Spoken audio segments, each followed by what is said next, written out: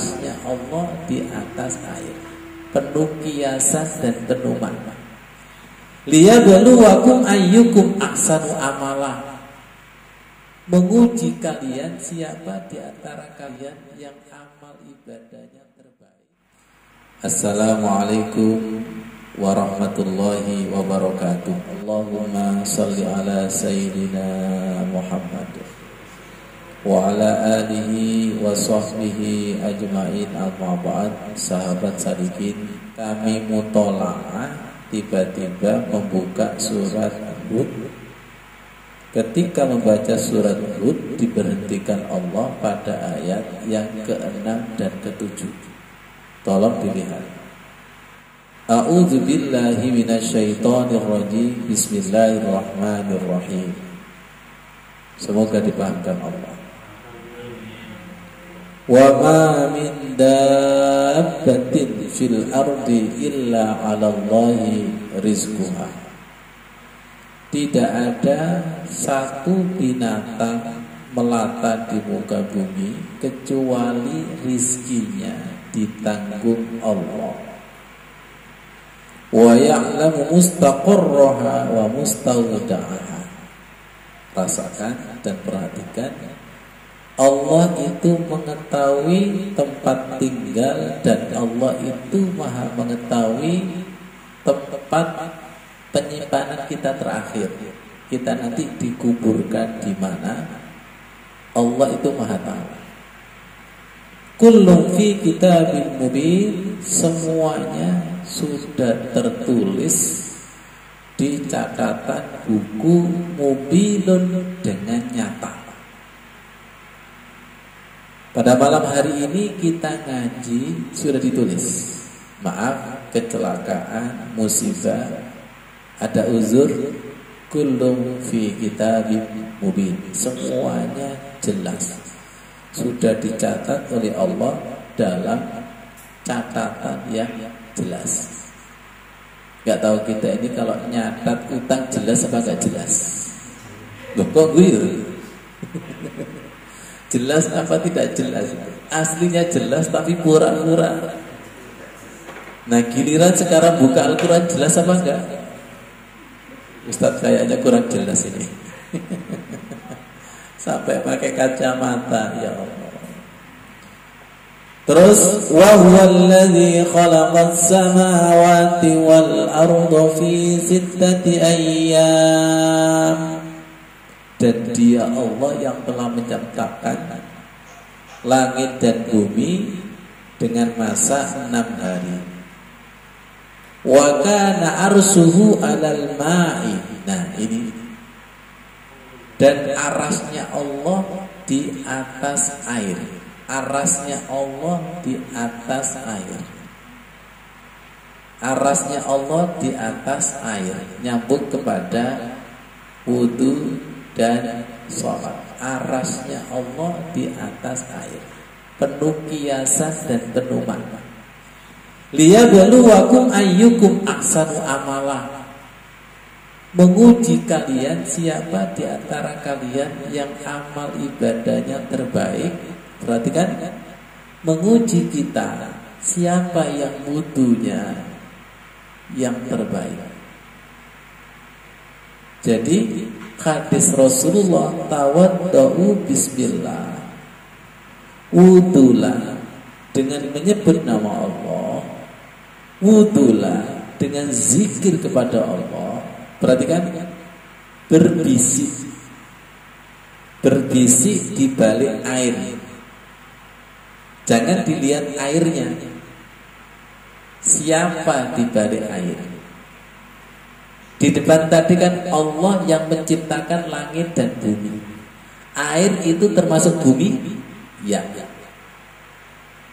Siapa sang penciptanya? Perhatikan, siapa di balik partikel air yang luar biasa itu? Ketika kemarau kemana? Ketika rendeng.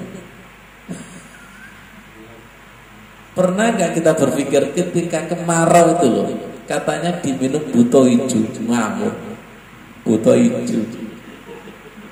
Coba ketika rendang datangkan buto hijau, Bukan buta hijau tapi kolor hijau ya teko. Wa huwal ladzi khalaqas samawati wal ardh. Jadi kita belajar ketika melihat air itu bukan melihat airnya, tapi Sang Pencipta. Seperti kita melihat lukisan, awalnya itu terpesona dengan lukisannya, betul. Setelah itu terpesona dengan sang pelukis. Mantap, nggak tahu mantap apa ringan tergantung lemu dan kurunya kita ya. Iya kan? Kacamata iman dengan mata kepala itu sudut pandangnya beda. Ulul albab mensinergikan antara mata kepala dengan mata hati. Mata kepala bagian fisiknya, mata hati itu bagian batinnya. Nah, subhanallah. Perhatikan, arasnya Allah itu di atas air. Lihat ya, di atas. Yang di atas siapa, yang di bawah siapa kira-kira? Kalau jenengan wudu, ini keran kan? Tapi jenengan di atasnya kurang kerjaannya. Paham? Paham? Wong paham itu kata matu-matu. Ini kan keran, ya kan? Orang itu kalau wudu itu harus ada di bawahnya keran supaya air itu mengalir ke bawah. Paham? Makanya arasnya Allah itu di atas air. Jangan sampai wudu dengan kesombongan, jangan sampai sholat dengan kesombongan, jangan sampai rukuk dan sujud dengan kesombongan. Falsafahnya air itu selalu turun. Ya Allah, ternyata anak ini nurun bapak Ini bedanya nurun Jawa sama nurun Arab. Mas Wandi, betul nggak? Kalau nurun Arab cahaya, kalau nurun Jawa turun. Tapi hakikatnya podo cerdas juga orang Arab itu Jawa itu. Air itu kan selalu turun ke bawah. Hujan itu turun ke bawah. Ilmu itu juga mengalir ke bawah. Khusyuk itu juga artinya rendah. Rendah. Dan ketika kita suktem di hadapan ibu bapak ketika Idul Fitri, siapa yang di atas kursi? Orang tua. Yang di bawah adalah anak. DP, ngemis, sungkem, minta maaf. Dan kita yakin ibu kita masih hidup, setuju? Masih hidup. Dan kita hormat, betul, sopan. Dan yakin bahwa bapak ibu itu ono hati nih. Punya hati enggak? Ya. Yang sering tidak punya hati adalah anak. Allah itu punya hati, Allah itu punya batin. Yang nyambung batin dengan batin, hati dengan hati. Illa man atallaha biqalbin salim. Yang datang kepada Allah dengan hati yang selamat, hati yang ikhlas, hati yang hidup. Hati dengan hati itu nyambung. Kita ini kan kenemenan, sudah disuruh wudu, sholatnya gak nyambung-nyambung. Orang seperti ini cukup no kabel sing ana listrik supaya nyambung itu. Ya Allah ya Karim.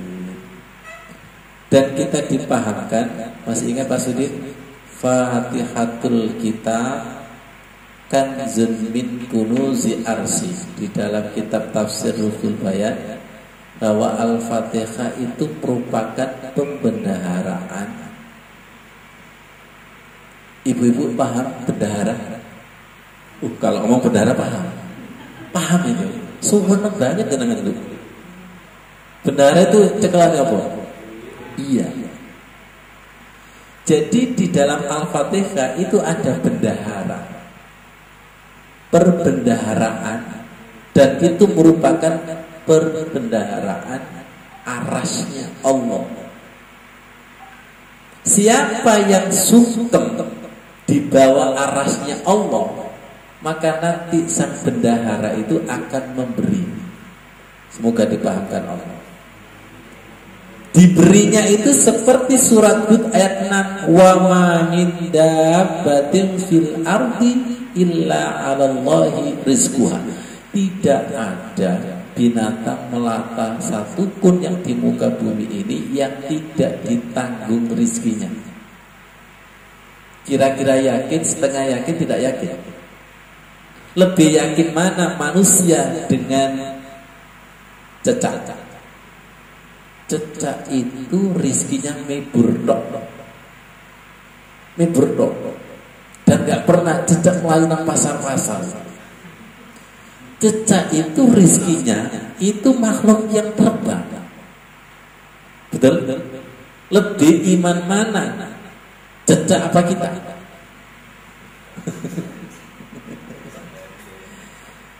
Laba-laba itu juga sama. Dia itu modalnya tawakal dan pasrah, zikir di pojok. Rizkinya didatangkan. Burung nggak ada. Burung diet itu nggak ada. Betul nggak? Burung itu berangkat pagi, pulang sore, rizkinya itu secukupnya. Tolong pegang perut kita masing-masing. Sebesar apapun, 1 piring atau 2 piring. Ya. Kata Cak Nun sama Gus Baha, apa sih enaknya punya mobil banyak? Apakah mobil banyak itu dipakai semua? 1 kilo ganti mobil B, 1 kilo ganti mobil C. Kurang kerja. Bisa dipahami? Rezeki kita itu hakikatnya adalah yang kita gunakan di jalan Allah. Kalau tidak digunakan jalan Allah, itu menjadi kotoran. Jadi yang pusing itu, yang stres itu manusianya sendiri. Apa? Rakusnya yang melebihi perutnya. Dan ketakutan tidak makan itu melebihi daripada burung. Allah mengatakan, aku tanggung rizki apa yang ada di langit dan di bumi. Mari kita imani. Dengan wudu yang sempurna, dengan sholat yang sempurna, kita semakin mengimani berita-berita dari Allah. Semakin yakin. Kalau semakin yakin, wa amanahum min khauf, apa yang menjadi kecemasan itu tiba-tiba dibalik oleh Allah menjadi aman, tentram, dan tidak ada rasa takut sama sekali. Kenapa tidak ada rasa takut sama sekali? Karena falyabudu rabb hadzal bait. Cekelane Gusti Allah. Enak enggak jenengan dekat dengan bendahara? Kari bisi itu.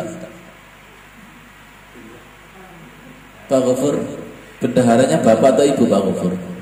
Oh, kalau bapak hilang kabeh. Enak dekat dengan bendahara itu. Ya enggak? Ternyata pembendaharaannya itu ada di Al-Fatihah, dan kita tidak bisa membuka Al-Fatihah tanpa wudu yang sempurna. La yamassuhu illal mutahharun.